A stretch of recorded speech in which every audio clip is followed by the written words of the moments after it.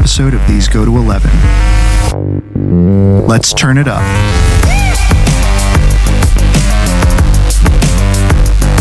Hey everybody, welcome back to These Go to 11, an unchurchy conversation about everyday faith.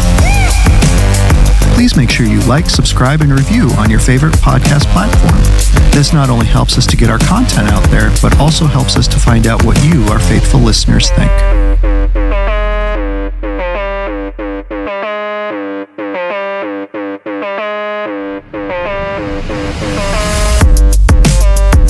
Ladies and gentlemen, welcome back to These Go to 11.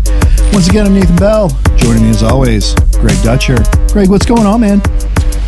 Have the lamb stop screaming, Clarice? You've always been the caretaker, Mr. Torrance. Oh, I'm sorry. I'm practicing my horror movie lines. That's right. Because isn't that what we're doing? We are doing horror movies. Yes. And I'm doing well, by the way, brother. You know me. I could talk about this all day. Yes. We were having a conversation about different topics that we might disagree on. And this one popped up. Yeah. Not in a full disagreement, because it's not like I'm against people watching horror movies. Sure. It's more just my personal thing, and that got us talking about, well, maybe we got some stuff here that we could talk about. Yes. And so we're going to be talking about horror movies, which you thoroughly enjoy. I do. Yes, the evangelical pastor confesses. That's right. Dude, and we didn't even have to have an exorcism. No, I love being scared. Uh-huh. That probably is weird. Well, not always. I don't like being scared like on a roller coaster where I feel like I'm going to die as much. See, I like that being scared. You like that? So it's funny. People have the different kind of thrill seeking. I just love the thought since it's nostalgia. You know how I love nostalgia. Oh, yeah. Being like, I remember my parents got HBO in probably the early 80s, and it was a big deal. And my mother, even though my home was not particularly religious by definition, my mother had her standards, and my brother and I wanted to watch one of the Friday the 13th. Oh, yeah. 2, 3, whatever it would have been in the early 80s. And she was not big on that, so I still remember, sorry Mom if you're listening, sneaking downstairs like at 11:30 because it was coming on like at 11:45. Nothing you could tape back then. I guess you could tape it, but we weren't going to do that. Right. And have evidence of our crime. That's right. And I remember my brother and I sneaking down. I was probably like 11. He was probably like 13, or he was 14. Yep. And us just quietly, like we were really close to the TV. And just something about being scared out of your mind. Now, what would have been perfect is if you're in the middle of watching and then all of a sudden your mother shows up. What are you doing? That would have been the true horror movie, dude. That would have been worse than anything Jason could inflict. And my parents were pretty deep sleepers, but it was strange. Our little Cape Cod in Parkville, where they still are. Yeah. Pretty small. Mm-hmm. Yeah, it was, very comfortable homes. Still is, even more so now that there's only 2 of them in it instead of 4. But my parents' bedroom was right next to the living room on that main level, so they were close. Yeah. So we turned that up. We only had the one TV, had HBO, and it was coming. We watched Friday the 13th. Yep. And I remember I went to bed that night scared out of my wits. It's probably like 1:30 in the morning, and I'm getting back to bed, and I just, every shadow, every creature is Jason in the closet. And I know it sounds goofy. Yeah. But dude, I just loved that feeling of being scared. Yep. So yeah. And I know not, Lisa doesn't. Lisa hates horror movies. Yeah, I'm not a fan. I mean, and I'm a fan of all sorts of movies. Yeah, you are. You're eclectic, dude. We'll geek out on so many things. I have a different standard for what I can watch with horror. Sure. I think any of the villains that are people. Yeah. So urban legends. Yeah. I was going to say Scary Movie, but that's the parody. The parody. Scream. Yeah. Which is almost a parody itself, but yeah. I have no problem with that. Yeah. I can watch it, and I think part of it is I feel confident and comfortable enough with fighting ability and all of that stuff to look at those things and this is what I would do in that situation. Yep. The things like The Exorcist. See, and I think to an extent, I would probably even be fine with like the Friday the 13th, the Jason, Chucky, something like that. Sure. Like, things like The Exorcist. Yeah. The Conjuring. Yeah. Things that have far Devil, more Satan, of a demonic, spiritual, connotation. Those tend to have more of a disturbing effect on me. Sure. So much so that when the new remake of Pet Sematary came out, it had been years since I'd gone and seen a horror movie. Actually, no, I take that back, because didn't the first episode of It come out before that? Yes, it came out in 2017, and I want to say Pet Sematary was either the same year but later, or 2018. And so I did see it. I didn't see it in theaters, but I went over to our good friend Nathan Bartleball's house. I saw it with him in theaters. And he was like, Nathan, I know you're not a big fan of horror movies, but I think you'd enjoy this. This has more of like a Lost Boys or a kind of Ash fighting type thing to it, which Ash vs. Evil Dead, I enjoy those things, even though those have like demons. They're more caricatures and funny than they are scary and spooky. Yep. And so I was like, okay, well, maybe I've outgrown this thing, right? Sure. Maybe, and so at that time, our exchange student son, E, was living with us. He had been with us for 5 years, and he loved horror movies. Yes, I think I remember this. And out at the same time was Shazam. Oh, yeah. And so he wanted, this was spring break, April of 2019. Yeah. He wanted to go and see Pet Sematary, and I said, this was Tuesday. I said, let's go see Shazam instead, because that's what I want to see. Yep. So, and I was paying. Of course. So we went and saw Shazam, and then later it was Good Friday. Yeah. It was Friday, Good Friday.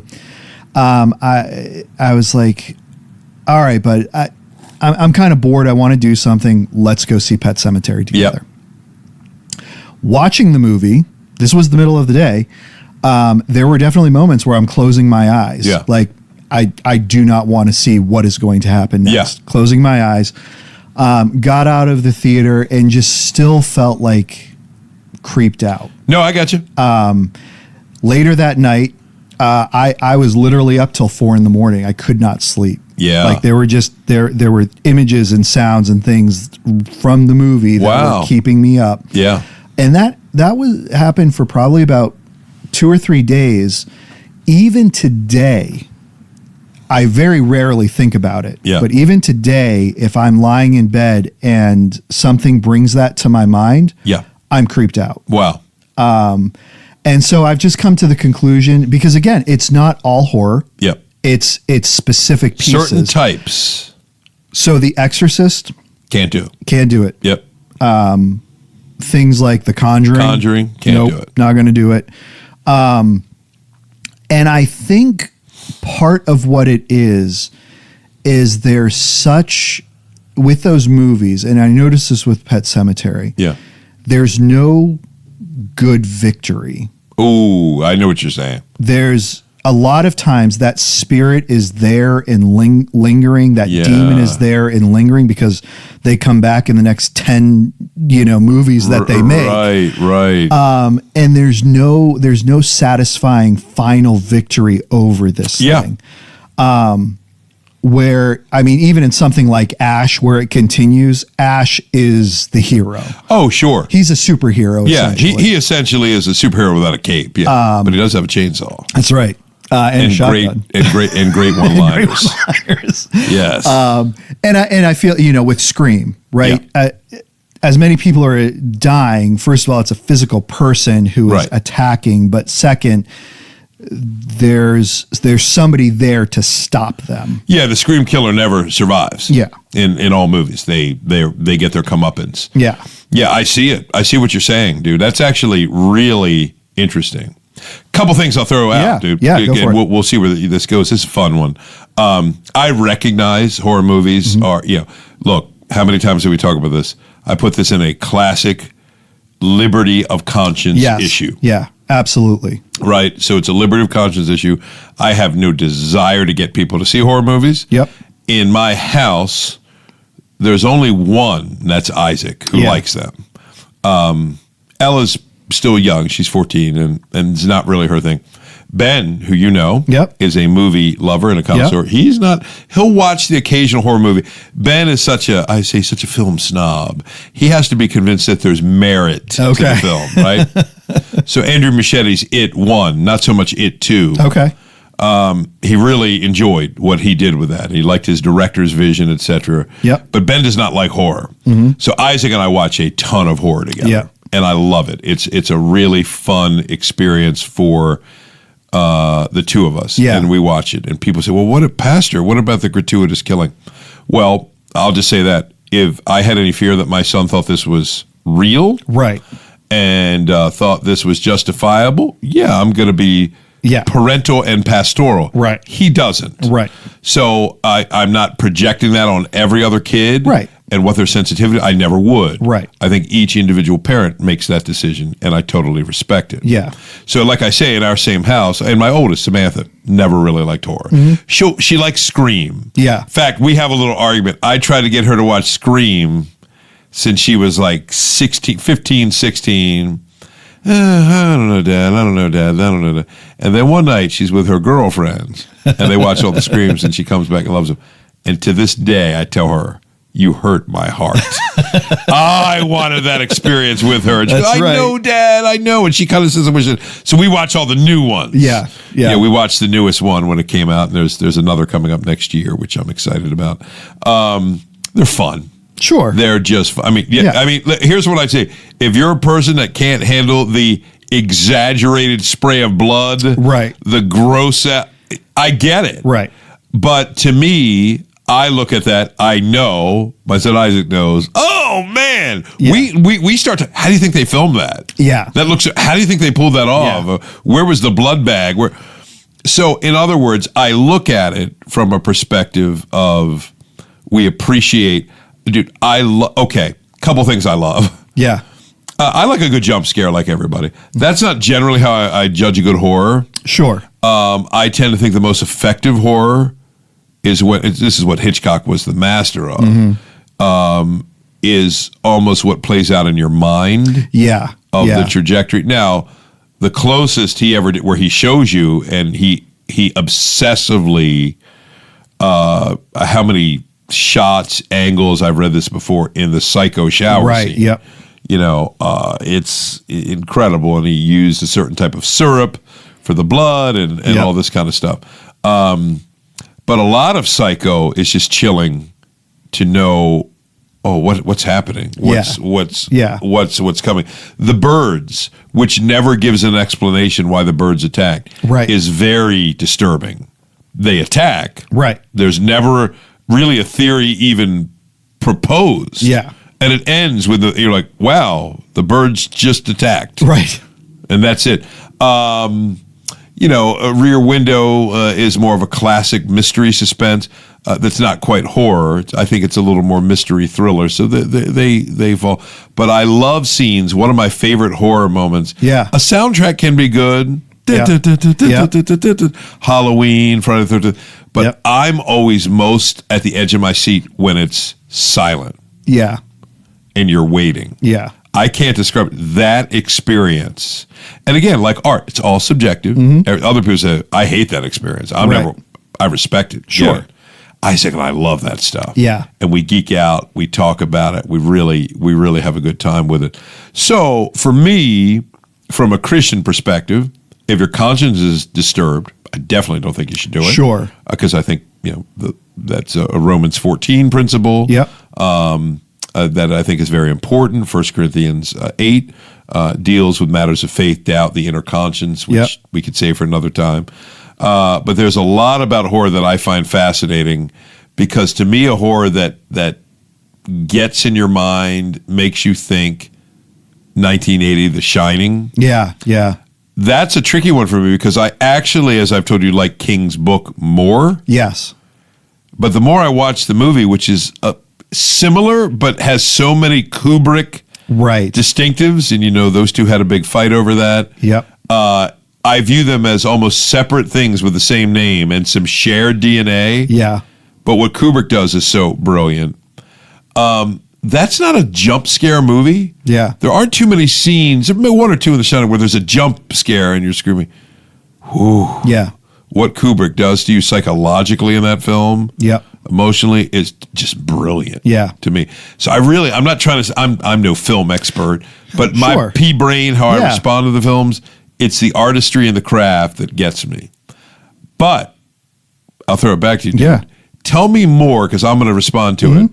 The devil stuff. Yeah. And we might even disagree on it, but it'll be good. I'm really eager to interact with you on that. So I think a lot of it has to do with my growing up. I grew up in a Pentecostal church, mostly AOG church. Yep. And the devil was everywhere and in everything. Sure. And the devil was what you saw on TV. Yes.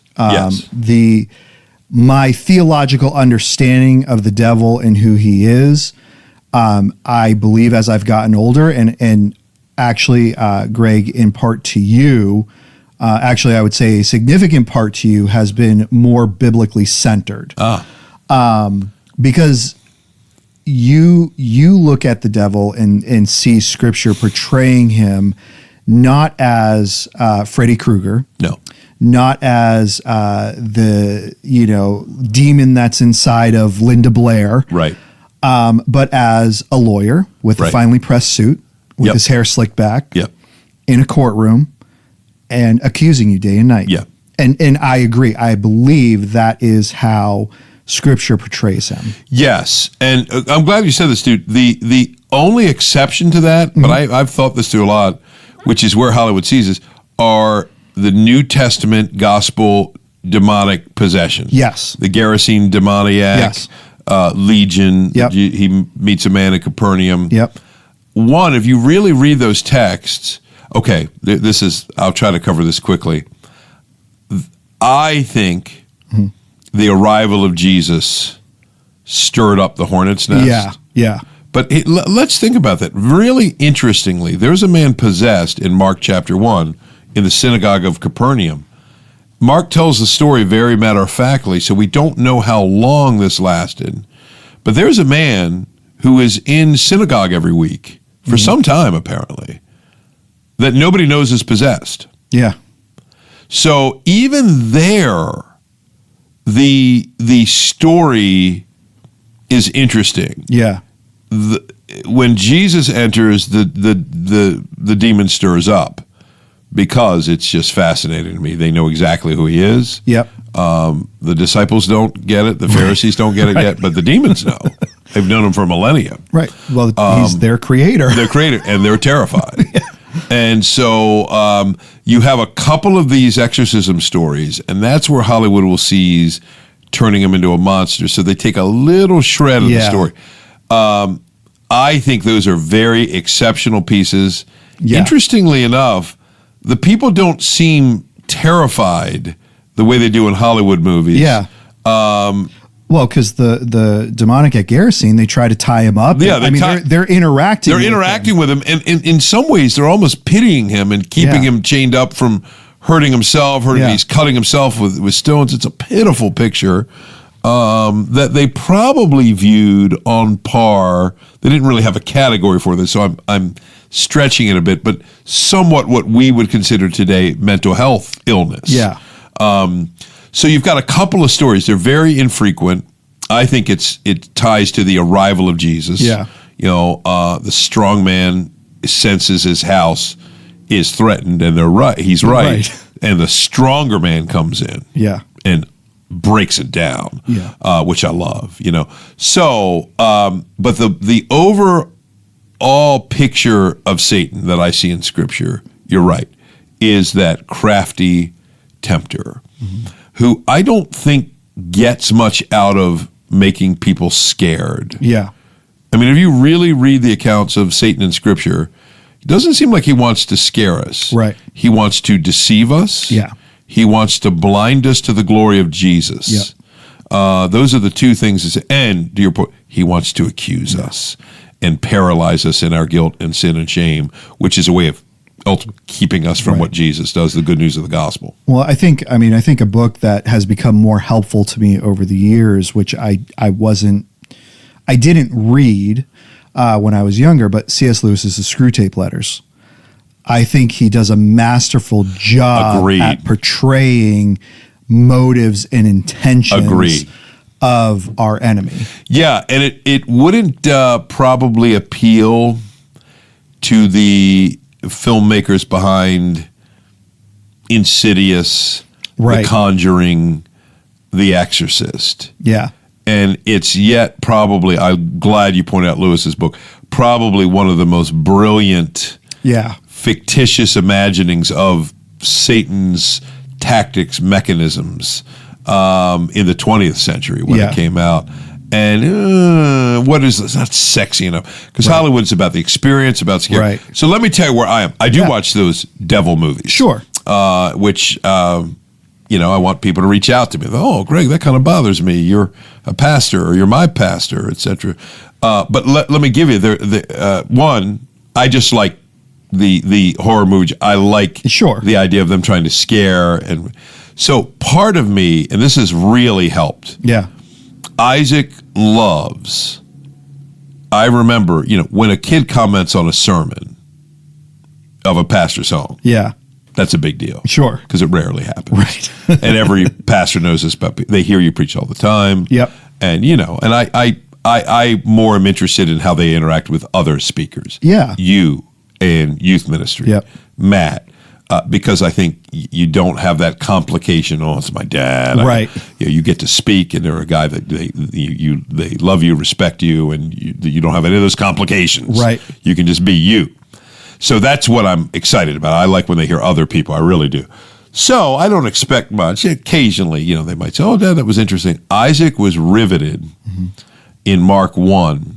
Because he said he always saw it, but he saw the connection. And our horror movie experience has gotten even more interesting because one of the points I made, Mark 1, he goes into the Capernaum synagogue. Or, when he confronts the Gerasene demoniac. Yeah. Compare it to The Exorcist. Right. Dude, or which I know you don't want to watch, which I respect again. But dude, let me tell you, it's usually a priest. For whatever reason, it's normally portrayed in Catholic context more than Protestant. Yeah. And the Catholic Church does have a history of exorcism, so that's a whole other topic.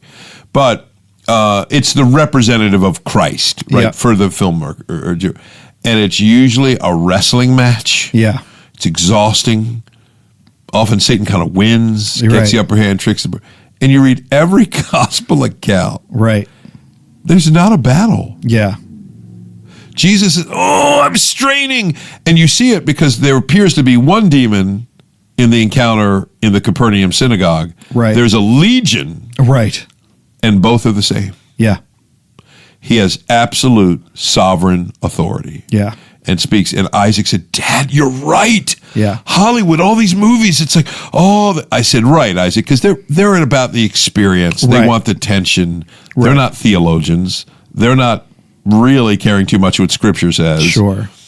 And so in my mind, when I see those devil films, it's not really the devil. Oh, but they might be trying to portray it like this, but I'm like this. Yeah. Jesus whoops this guy. Right. With no effort. Right. He's not ever fearing I'm going to lose. He is the sovereign God. Yeah. Like you said, who created them. Yeah. He's got no fear. Yeah. And they're gone. Send us to the pigs. Yep. Just not the abyss. Right. And they're begging him for permission. Right. So I tell Isaac, that's the true encounter. Right. We see the true story. Hollywood is not a good representation. We'll sensationalize it. Exactly.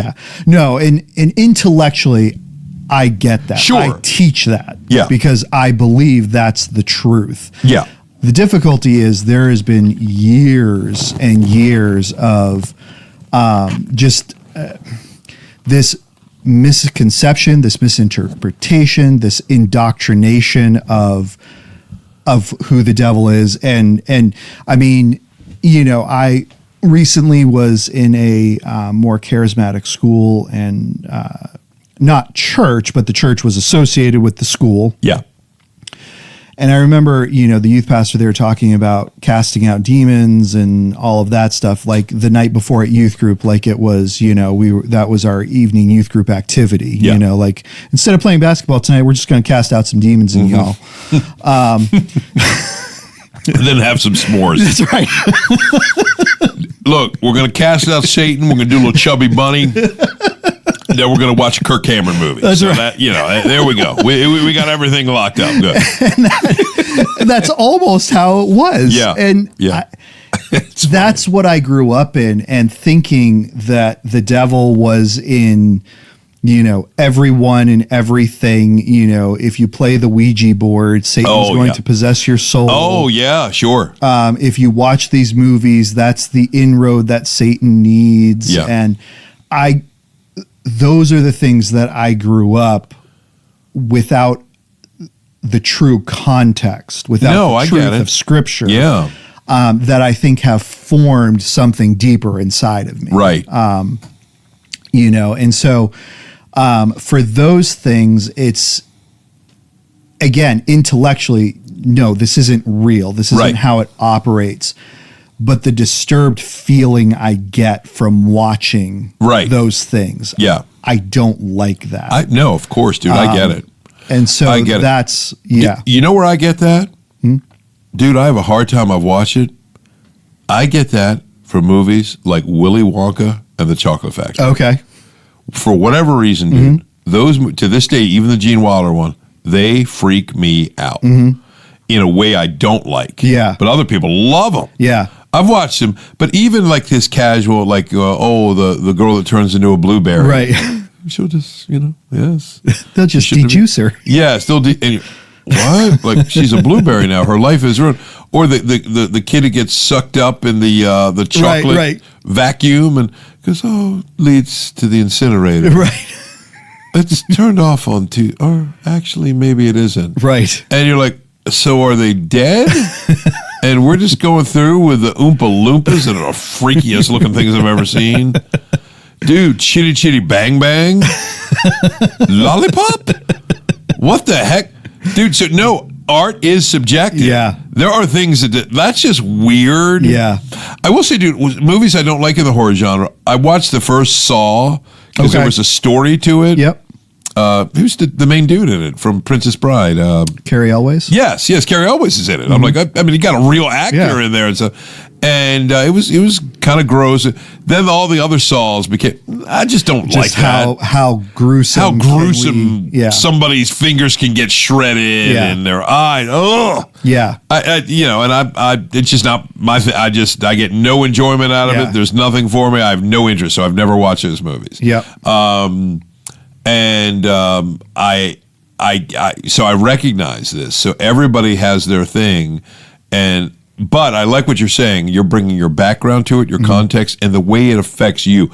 I think that's the most important question. Yeah. Because at the end of the day, we're responsible to manage ourselves. Right. I think parentally, we have to really know our kids when they're ready. And looking back, I've made mistakes. Part of it is when you've got your kids spread out like we do. Yeah. It's always tricky. Because how old between Sam and Ella? 10 years. Yeah. Yeah, so the girls are the bookends at 10 years, almost to the day. Sam was January 2nd. Ella was January 15th. And the boys are in the middle. Yep. But there were our gaps were big. Like there's actually 4.5 between number 1 and number 2. Yep. 3.5 between 2 and 3. Yeah. That's just what the Lord did. He said, this is how it's going to be. And then 2 between 3 and 4. Yeah. So it was easy when it was just 2. Mm-hmm.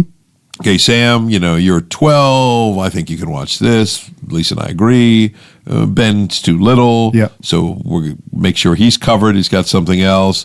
And part of me longs. I love like the family movie night. Yeah, yeah. There's a few things we've watched. We've actually. Have you seen these movies, dude? Searching and Missing. They're quite well done. They're both recent films, and they're all done through computer or apps. Okay. Everything you see is a FaceTime, and then it goes to like a video call. Okay. And then it goes to something you'll see on YouTube, and then they're very creative, very well done. I'm not sure who's done them. That's one we've all been able to watch and all enjoyed. Oh, nice. We all saw Interstellar over our summer vacation, which I've seen before. Ben and I loved it. Other people didn't like it as much. Yeah. Ella was just kind of bored by it. Now, have you guys seen Secondhand Lines? No. Oh, have not seen it. My word. All right. That is an amazing, like, classic of a movie. Ooh. Robert Duvall. Yeah. Michael Caine. Yeah. Right there. That's all. That's all I need, dude. You got two of the iconic. You have a young Haley Joel Osment. Oh wow. Kira Sedgwick. Yeah. Just a phenomenal movie. I know of the movie. It's a very well done movie about life and growing up. Ooh. And we talked earlier about what it means to be a man and all of that stuff. This is done in such a classic way that you're like, yes, this is good. Yeah. Because it comes from old people, and I am a fan of knowledge and wisdom from old people. And it's just it takes place probably the 1950s, 60s, somewhere in there. Just fantastic movie. I think everyone in your family will enjoy it. Dude, I'm writing it down. I have not met anyone, and I mean that literally. No one that I've talked to who has seen the movie who does not like it. I love it. Dude, I love it. Let me put that down. See, and this is what you're looking for. You're looking for stuff to me that works. Yeah. Dude, I mean, look, let me sound people might think this seems overly spiritual. I actually enjoy film so much. Yeah. I just enjoy having done a little writing, knowing how hard it is to create something that interests people. I'm fascinated by that skill set. Yes. How do people craft stories? Yes. And then in film, see, I tend to think we think cinematically, which is why when you read a novel or a book, you've got a picture in your mind. Yes. Or you ever do the opposite, you watch the movie first, try to read To Kill a Mockingbird and not think of Gregory Peck as Atticus Finch. I can't. Yeah. I will forever think of Atticus Finch as Gregory Peck. Yes. No matter who plays him, even like the Thomas guy. Yep. And I think, there's something about the story that kept, and honestly, it is for me, I hope people don't think I'm just saying this, a worshipful experience. Sure. Like we were talking a while ago about the Infinity War Endgame saga. Yep. The emotions of that film, the character development of that film, the epic battles of that film. Ooh, and the way they can do that. Yes. Who writes it, who conceives it, who scripts it, who CGIs it, yes. who puts the actors where I'm just fascinated by the intricacy of it. And if that isn't evidence that God the Creator has put in us creativity. Yes. Yeah. It's brilliant. And so what I don't like about, old legalistic primitive Christianity, you miss a lot of pretty incredible stuff. Yeah, no, I mean, agreed 100%. And you think of, we think of our modern context of entertainment, but the reality is, Greeks and Romans perfected plays. Oh, sure. Absolutely, dude. I mean, you think of the context and scenario in which Paul writes in what he does, and never once does he even mention, plays. No. There's nothing in there about going to plays or not going to plays. Right. But it was, and we know from history, this was a part of their culture in society. Of course. This is what you did. Yeah. Well, in the sports, the arena games, which, Paul hints at, references, it's just, that's a good point, dude. And I think, here's what you have to be discerning. Yep. Right? I mean, some lines are obvious. Sure. Porn. Sure. Yeah. There's right. Somebody asked me years ago, they're like, well, what if the camera making and the filmmakers? I'm like, look, dude, you could try to make that argument. Right. I think there is a pretty clear consensus right. among the history of the church. Right. and those that think, even often inside and outside of the church. Right. I mean, that's a butt of jokes, even on shows like Friends. Right. Yeah. It's trash. Yeah. There's nothing redemptive about it. There's nothing somebody's trying to accomplish other than a scintillating, cheap cash-in experience. We don't have to go beyond that. Right. So, yeah, you've got some of that, and then you've got some other things. Now, here's what I would say. If somebody has a very stringent, I meet some Christians sometimes, well, I'll watch PG. I will never, PG-13, I will never do an R. I hear you. You won't watch Saving Private Ryan. And I think you'll miss a really well-made, brilliant film. Yeah. The story, the themes, the acting, the script, the cinematography. To me, the appreciation, I mean, that actually really helped me, dude, appreciate the sacrifice that these young men made on Normandy. And how horrible war is and how awful it is to face the prospect of your life ending at 17 years old. And I'm saying, but, there's F-bombs in it. You'll hear the Lord's name in vain in it. They're reflecting. So I respect people's decision to say, I'm not going to do this, but you have to make some choices. Sure. And I'm teased a lot. Boy, is there anything you won't watch? Or there are. Sure. Chitty Chitty Bang Bang. Willy Wonka. Willy Wonka. I am watching that.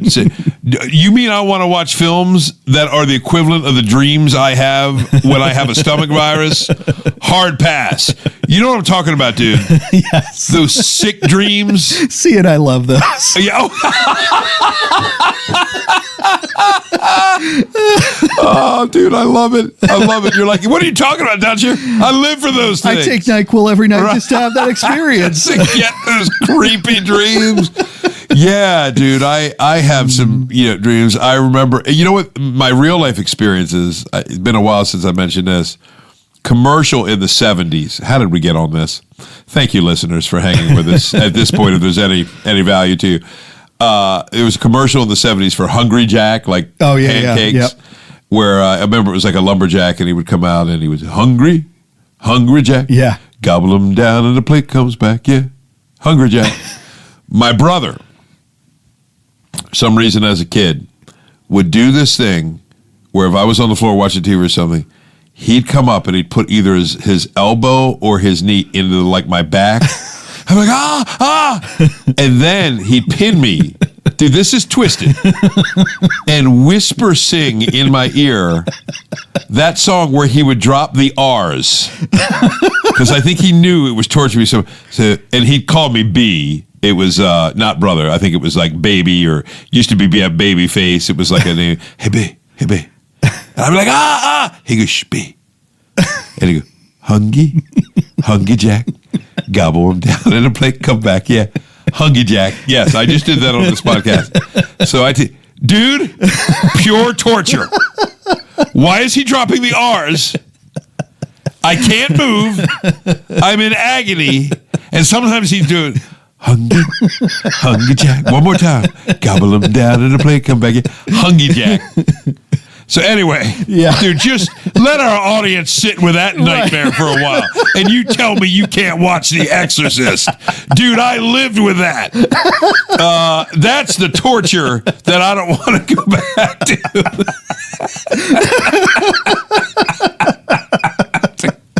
Woo, how we got here? I don't know, dude. Too much coffee. That's funny. Yeah. I'll try to get serious here, dude. Yeah. I think this is important as we model disagreements and debates, dude. And we want to, healthy ones. I 100% respect you. Any Christian disagree. I won't watch anything with the devil in it. I get it. I would appreciate, and you do that with me, dude. Not everybody does. You know what? It's not where I get, but when I hear Dutcher say it, I get it. Yeah. What he say. Again, in my mind, I'm like, I'm not watching the devil. First of all, I know the story. He loses. Actually, he's already lost. He's already lost, And he knows he's lost. Right. Jesus says in John 12, he's judged already. Right. In anticipation of the redemptive work Jesus does. So I'm like, man, I ain't got a care in the world. Right. In that respect. Yes, there's a battle. Ephesians 6 talks about it. We've got the armor. We've got equipped, which, again, my view on that, dude, is the armor is a reference to Jesus based on the Isaiah 58 passage. Yep. There's I'm mindful of his tactics. Yep. First Peter, the prowling lion. He's always looking to do damage. Yep. But ultimately, dude, as a believer, I know I'm safe. Yes. He can't take away my salvation. Yep. Can't take away my forgiveness. Yep. He can, he works to discourage. He works to tell lies. He does that. So, but that's what defeated enemies do. Yes. They know they're going down, hey, let me do all the little petty damage I can do. So I don't watch, to me, a scary movie where I view, there's a monster. They're calling it, right. And, and think, oh my word. Right. Could he get me? I know you don't either. Yeah. Like you just said, the feelings associated are unpleasant. Yeah. And I think that matters. Yeah. So I think even in this, neither should try to convince the other. Sure. No, do what I do. No, you do what I do. You just understand. You listen. Right. And if I normally hear something that's reasonable, I'm cool. Yeah. Well, we've talked about I mentioned Evil Dead, Ash vs. Evil Dead, Army of Darkness, that whole series. A new movie came out more recently called Rise of Evil Dead. Yes, did you see it? I didn't. Yeah. So one of the reasons, there have been several times where I've been hovering over it. Yeah. And I've been about to click on it. I'm like, nah, let's find something else. Yeah. And part of that is because having a conversation with you, asking is it more like the Ash versus Evil Dead, or is it more traditionally horror? It's more traditionally horror. Absolutely, it is. And so I don't know. I'm not ready for some sleepless nights. No, I got you. Smart move, dude. I'm going to tell you, I think it would give you some. Yeah. I'm going to tell you that, and you think, I don't want that. Yeah. Now, interestingly enough, do you remember my story on this one? Mm-hmm. I saw it, went down to College Park, where my son Ben is a student. Yep. Last spring, probably a month before his semester ended. Took Isaac. Yep. Because again, Lisa, Sam, Ella, nope. Yep. No interest. So went down, made a night out of it. Yep. We went and had some pizza at College Park. We had a really good night. And we watched it, but it was kind of ruined for us. Now, this is interesting because there was a mother who brought in 3 children, dude, who I think were like 3, maybe 2 or 3. One was 4. I mean, nobody was over 5. Yeah. And, dude, I love this about my boys. I was upset, but my boys were so upset. Yeah. It was, look, I don't know. I didn't talk to her. I thought of it, but I thought this is going to end ugly. Yeah. This is going to be a potentially nasty scene. She brought her 3, I don't know if they were hers, they were kids she was watching, into Evil Dead Rise. Right. And my boys on the way home were even talking about, imagine somebody saying to you, yeah, I've got a 3-year-old. Do you think they could see that movie? And just to name, Evil Dead Rise. Yeah, I'm going to say no for little children.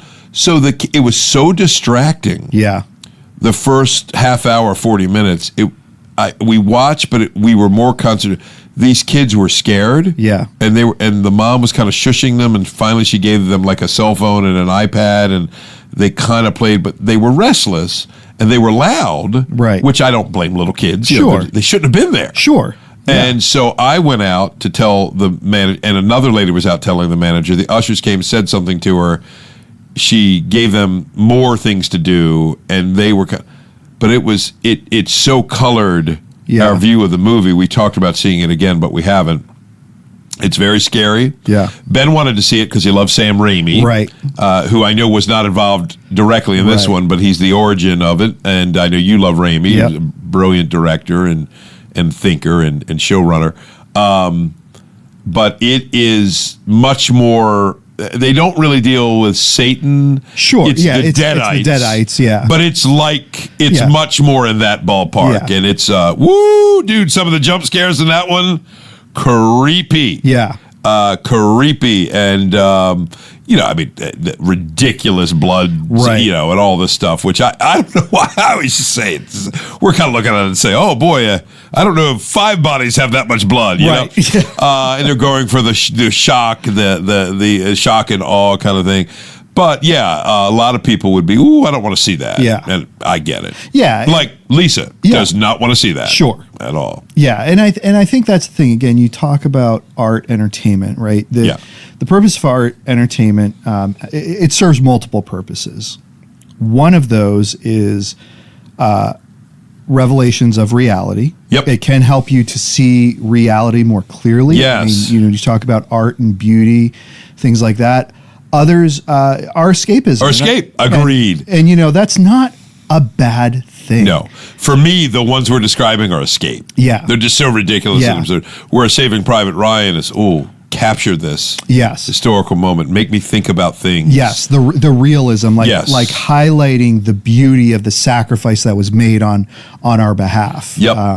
Some can be kind of a combination. Yeah. Like you get both. Like there's some elements to Shawshank that are like, oh, that's kind of crazy, ridiculous. Yeah. The final escape that are like, could that ever really happen? But there's realism too. Correct. Well, you and I were talking before, and I've said this before. I think I've said it on air.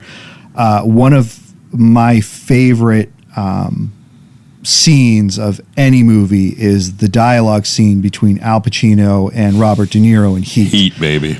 That movie in general is a great movie. It's phenomenal. And I think that does that, right? There's an escapism element to it, but there's also a realism. There is. That's a great example. Are real, earthy characters. Yeah, you got a young Val Kilmer in that too. You do. It was great crime, gritty. And Natalie Michael Portman. Mann. Very young. That's right. Portman. Oh my goodness, you're right. She's in that. Yeah, when that was the first time, dude, I remember the way they build that. Yeah. Because I was like 24, 25. I remember this well. They build that first time Pacino and De Niro share the scene. Yes. Because they're both in Godfather 2. They are, yep. But they never share a scene together because De Niro is the young Marlon Brando of the past. So they never get screwed. I always wondered, were they on the set at the same time? Maybe, or certainly the awards, but they never shared screen. So with that scene of them in the diner is just one of the best scenes. Yeah. To me, it's kind of, I felt similarly about Tom Cruise and Nicholson, a couple of those scenes in A Few Good Men, particularly the courtroom scene, which interestingly enough, in the big, You Can't Handle the Truth, they're not there at the same time.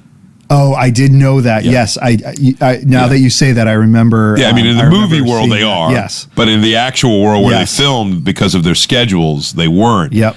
And Kevin Pollak actually sits in for him, but it's brilliant screen cutting. Yep. Brilliant when Sorkin did that. So I mean the element, and when I look at, and I would agree with you 100%. I think that horror genre falls into the category of escapism. Oh, totally, dude, 100%. So if I'm, the question is, where am I looking to escape to? Yes, right. And so it's like taking if I have the choice to take a destination trip to and this is from someone who lives here, downtown Baltimore, or an all expense paid trip to Fiji. Yeah, I'm going to Fiji. Yeah, that's and if you need a traveling chaplain, that's right, to minister to you at that time, I'm there. Now, I need you to pay my way and all my expenses. That's right. But dude, I'll be willing to leave my family for that week to serve you. That's how much I want to do what the Lord calls me. Just tell them we're going to be recording. Lisa, this is part of my job. Nathan and I can't find any other time to record. The good news is we're going to get in, 5 or 6 episodes. Yes, exactly. That would soothe. Dude, I think if I did that, you might as well just get your couch ready at your house for when we come back. For me to just kind of be a squatter there for a while, because I'm going to try to test that on her, see how she feels about that. She might have a different opinion. But dude, I always love talking movies, because I love movies and you do too. But I also love what it opens up, particularly in Christian conversations about stuff. And I just, I love that we, by the grace, are trying to be a church that's like, hey, it's not a deal breaking issue. To me, I view it like food. Yes. Some people love sushi, some people hate it. Right. Talk about it. Don't force the other to go your way. Yes. Same kind of thing. Yeah. And I think one of the things that's I'm going to say, I think one of the things that's beautiful about cinema and entertainment is for us as believers in America, this is an inroad for the gospel. Oh, always. There's, we can acknowledge and accept that we are an entertainment-driven culture. Yeah. And so, man, this is an easy door. Leverage it. Yeah. Right? And if, at some level, you are an entertainment person, because Right. I don't care if you're reading books, Yep. unless the books are the Bible or Right. historical, Right. it's entertainment. Right. I remember Joy and I, very early in our marriage, this was one of the fights that we had, was she's such a voracious reader. I'm not. Right. And I love video games and I love movies. Right. And she, over the years, I have convinced her that her form of escapism in books Yeah. is no different than my form of escapism in my video games or movies. Wow. And because when you look at the breadth of like intellectual reading, Yeah. I probably do far more than that than she does. And she would say that. That's the Yeah. only reason why I'm saying it. I disagree with that. Yeah. But every time I disagree with that, she always, no, the books that I tend to gravitate to and read have some significance, Right. theologically or historically, where the majority of whatever she's reading is a fiction of some sort. Right. Right. And so at some level, you are gravitating toward entertainment. Yeah. Unless you're living in the mountains with nothing around you and you're growing your own crops, you are engaged in this culture and entertainment. Leverage that for the gospel. Quick example of that before we wrap up. Sometimes I can't believe it. I am in a regular person that's minimally connected to the church. I don't say that critically, just Sure. life situation. Sure. Not even 100% sure how they would define themselves. I'm being careful here. Yep. And if you're that person listening, I love you. Yeah. Because they might. But I just popped on my mind. They said to me on one occasion, I was preaching, this is years ago. They happened to be here that day. And I said, and I'm so thankful they told me this because it really reinforced the idea. I gave, I referenced the Coldplay song, Viva La Vida. Oh, yeah. Which is, I think, about, I used to hear Napoleon, then I heard King Louis. I don't know, whoever it's about historically, you could ask Chris Martin. It's a archetypal story. It's the king with the downfall and who would ever want to be king. And I love that first verse, seas would rise when I say the word. Now in the morning I sleep alone. Sweep the streets I used to own. Yeah.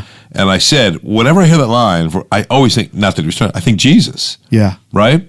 Sweep the streets I used to own. He still owns them, even ultimately. But the idea, I think, of his incarnation, the humility. Yep. And I just referenced that. Yeah.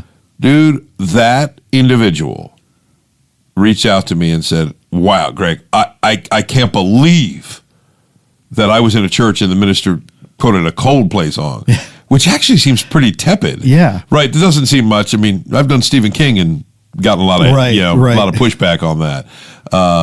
One case, somebody that left. But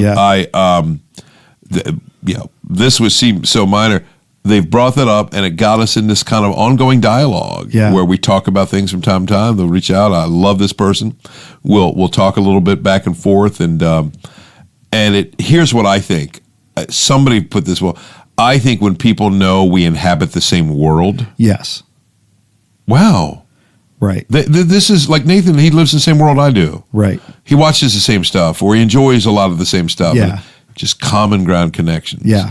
And again, I'm just convinced people for the most love being around Jesus. Yeah. And he seemed to like them back. Yes. And there's this togetherness. They're at parties. They're talking. They're having conversations. They're enjoying the simple things, right, of life. Good food, wine, just the enjoyment of conversation, the topics of the day. These things are not small. Yeah. They're important. So again, hear me out on this. If you're not a movie person, be a movie person. Sure. Like you said, there's people that are into automobiles, fixing stuff. Yeah. whether it's home decorum. Yeah. There's a world, there's a niche that other people you'll connect with. Yes. And to just own those things and lean into them, pretty incredible what doors can open up. Absolutely. Well, Greg, we are out of time. This has been a great conversation. Really Loved enjoyed. it. Always love geeking out on this. Yes. But it is time to sign off. So until the next time, we just rock the Casbah. Thank you again for listening to These Go to 11, an unchurchy conversation about everyday faith. Once again, please make sure you like, subscribe, and review on your favorite podcast platform. And if you ever find yourself in the Forest Hill, Maryland area, please feel free to stop by at 135 Industry Lane, and you can get all of our service times and information at christfc.org. These Go to 11